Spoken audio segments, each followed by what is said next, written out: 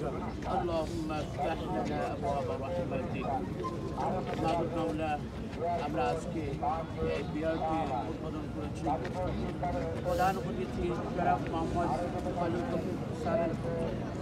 নেতৃত্বে আমরা উদ্বোধন করেছি আমাদের উদ্বোধনকে আল্লাহ আপনি কবুল করে নিন আল্লাহ আজকের এই বিআরটি সেন্টার সভাপতি বিশেষ করে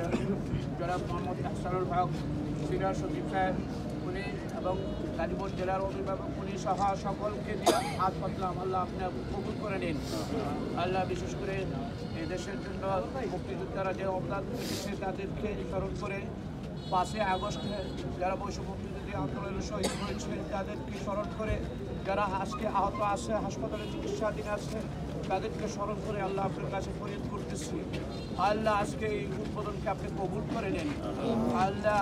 স্যারদের সাথে সাথে অন্য যারা আসছে সকলকে আপনি কবুল করে নিন সকলের মনের তামান্না যেটা আসার কথা সেটা হচ্ছে যে অন্তর্বর্তীকালীন সরকার আসার পরে এখানে কোনো দুর্নীতি হয় নাই এবং এখানে কোনো দুর্নীতির সুযোগ আমরা রাখবো না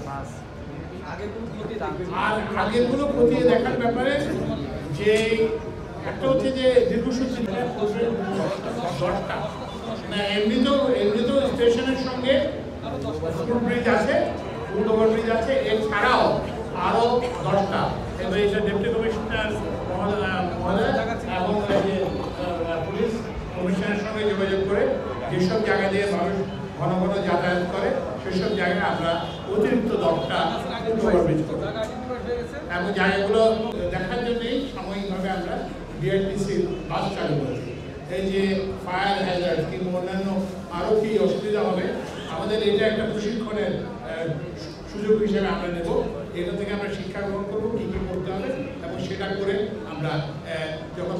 প্রকৃত বিআরটি সার্ভিস যখন চালু হবে সেটাকে আমরা যাত্রীদের জন্য দ্রুত এবং নিরাপদ করব অসম্পূর্ণ বিআরটি লেনে আমরা বিআরটিসির বাস চালু করেছি এবং এখন আমি এই জন্যই আমরা মানুষ যাতে উপকৃত হয়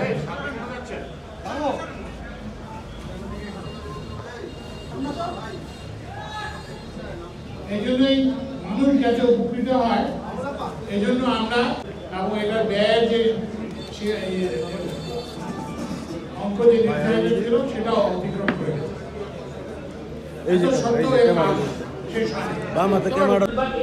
সিনিয়র সচিব জনাব মোহাম্মদ আহসানুল হক আমি আজকের এই উদ্বোধনী অনুষ্ঠানে মাননীয় প্রধান অতিথির অনুমতিক্রমে শুরু করছি।